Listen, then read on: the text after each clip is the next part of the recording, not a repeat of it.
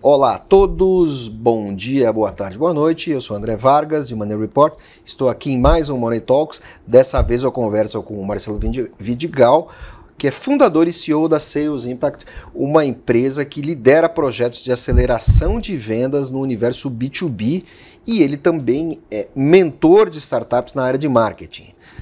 O Marcelo acompanha como a tecnologia e os novos modelos de negócio mudam a dinâmica das relações entre as empresas, correto, meu caro? Sim. E o Vidigal também tem um lado um pouco jornalista, ele também escreve para Exame com alguma frequência, está começando agora, um novo desafio para ele. Meu caro, bem-vindo a esse Money Talks. Bem-vindo, André, prazer falar com vocês aqui. Obrigado.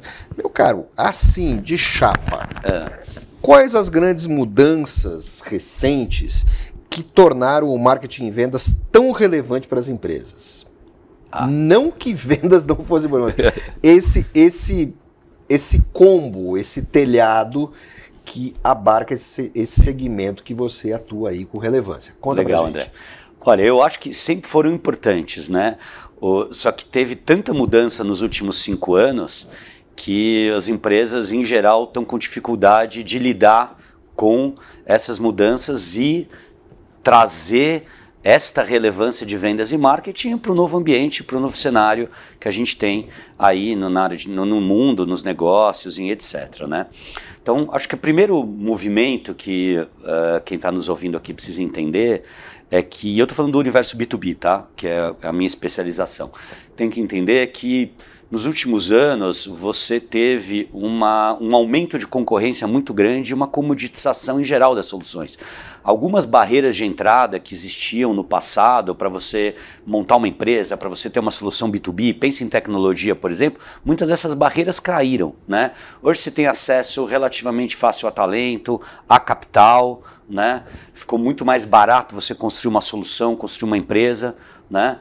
Ficou muito mais simples você ir para o mercado, se apresentar. Então o nível de concorrência aumentou bastante. E com o nível de concorrência aumenta a comoditização também, aumenta a dificuldade de você se diferenciar. Tem um outro fenômeno que aconteceu também, que com a disponibilidade de informações hoje para todo mundo, quem compra hoje um produto, um serviço, uma solução B2B é muito mais informado. Então hoje, quando você senta para conversar com um potencial cliente, já tem muito mais informação sobre a sua solução, sobre os seus concorrentes, sobre os seus diferenciais. Vai só ir na internet e buscar, né, e ver comparativo do seu produto com outros, se tem clientes satisfeitos mais ou menos. Ele pode até ver se você tem na sua empresa funcionários mais ou menos satisfeitos, como é que você está posicionado e etc.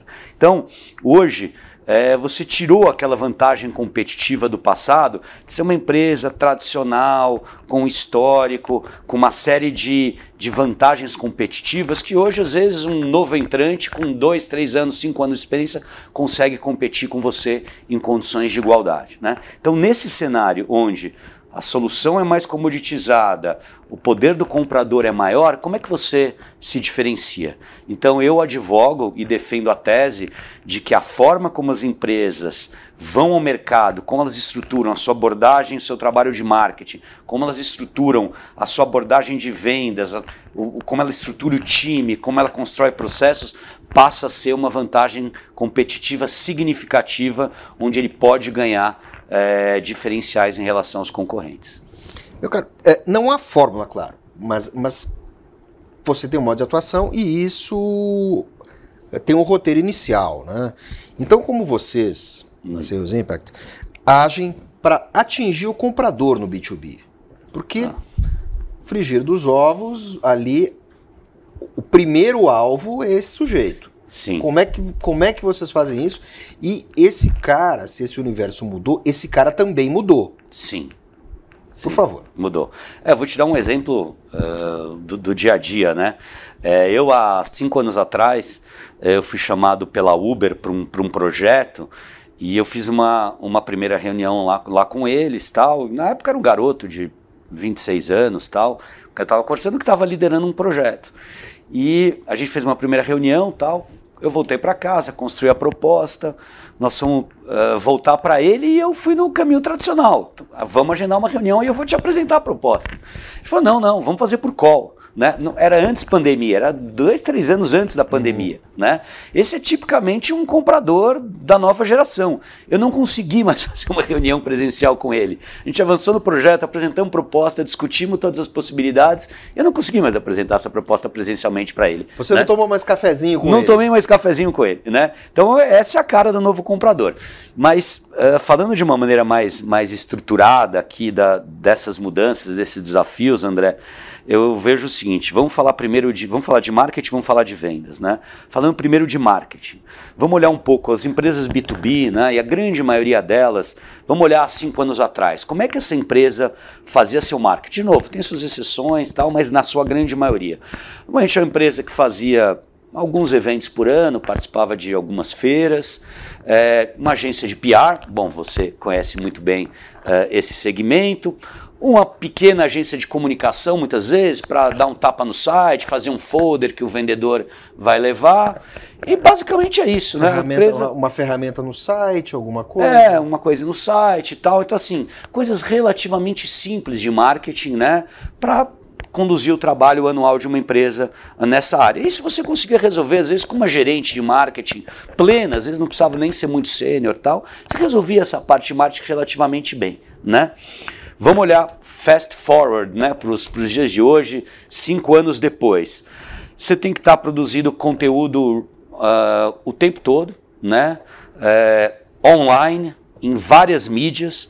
Quando você pensa nos algoritmos, né, hoje das mídias sociais, eles mudam a cada 3, 6 meses, né? Então você não tem mais como acompanhar isso de uma maneira mais rápida se você não está realmente próximo desse mercado, né? Então essa gerente de marketing fazia o evento, cuidava de PR, como é que ela hoje vai cuidar de geração de conteúdo, conhecer todas as mídias sociais, algoritmos, os eventos não são mais só presenciais, eles são online, né? Como é que você comunica os diferenciais da sua marca, onde tem conteúdo enorme disponível, como é que você se diferencia, como é que você faz um conteúdo relevante.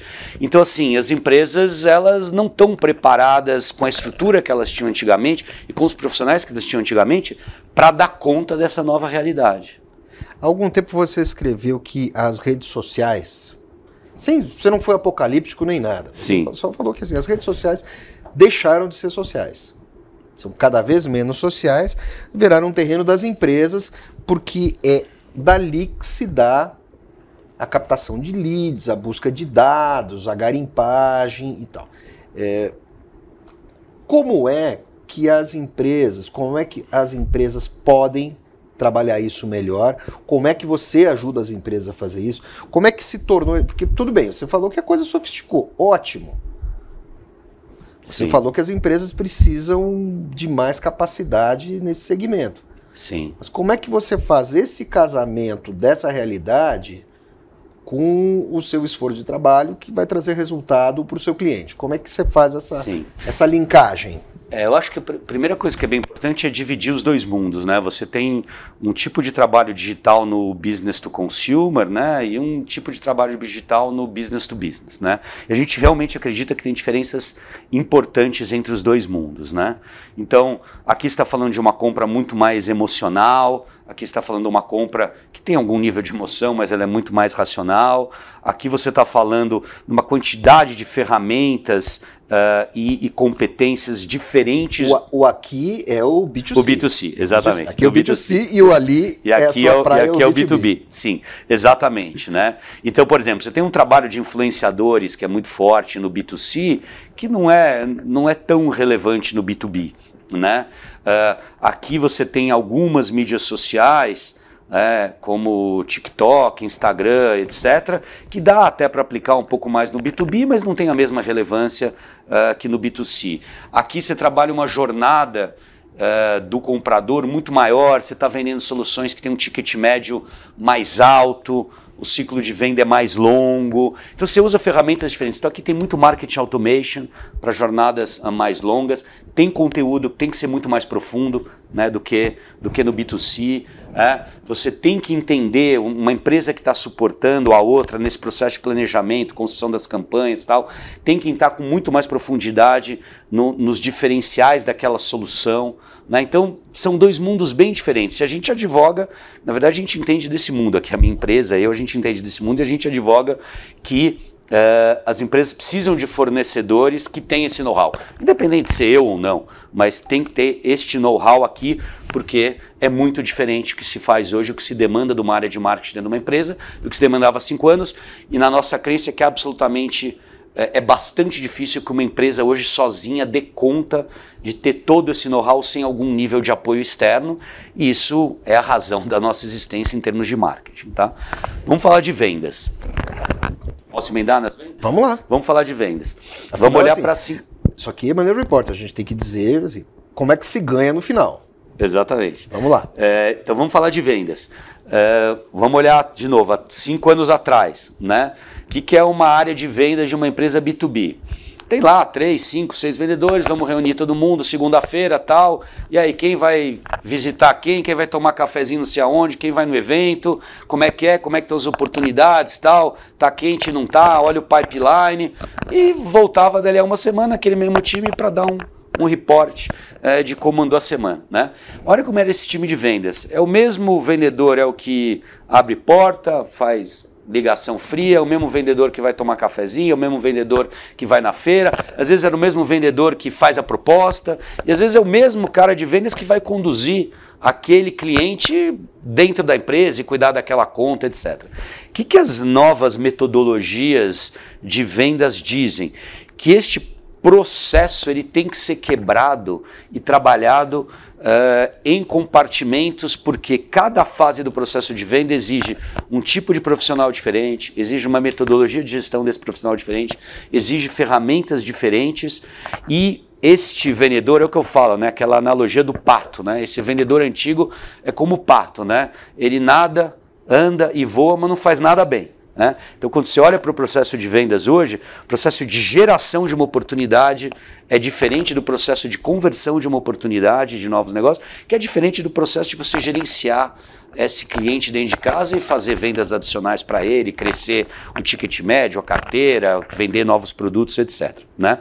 Então, na Sales Impact, a gente se especializou nessa primeira parte do processo de vendas.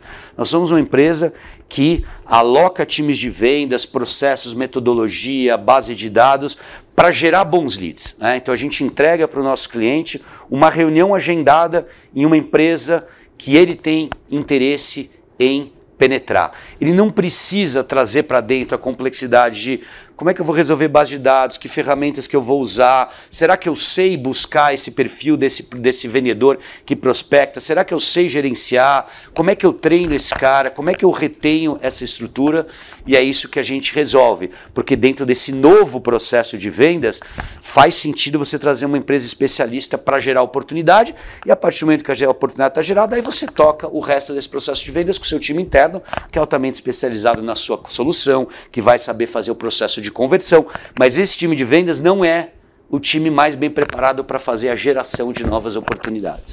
Quem laça o cara na rua são vocês. Quem laça o cara na rua somos nós, exatamente. E você, a empresa, o seu cliente consegue concentrar esforços, fazer aquilo que ele é bom. Você acabou o antigo vendedor generalista. Sim, não, esse cara está morto, o vendedor generalista está morto. E o processo generalista também está morto. Porque não é só o vendedor, é o processo de trabalho de prospecção e de vender. Tem muito mais ciência hoje em dia, você tem muito mais ferramentas, você tem capacidade de gerar muito mais dados, tem capacidade de analisar esses dados, de trazer inteligência para o processo. Então mudou também a maneira de olhar para vendas. Hoje a gente olha para vendas e quem está sendo bem sucedido olha para vendas mais como ciência, e menos como uma área de motivacional, Vamos lá, galera, vamos vender, vamos para a rua, vamos pagar comissão alta, isso vai resolver. Não. O vendedor Cadillac, o gerente, monge, a secretária ninja, acabou essa brincadeira. Eu acho que tá com os dias contados essa história. Ou você tem processo, ou você tem metodologia, ou você tem dados, ou, cara, você vai ser vencido por quem tiver. Essa é a nossa tese. Meu caro, muito obrigado. Obrigado, André. Valeu.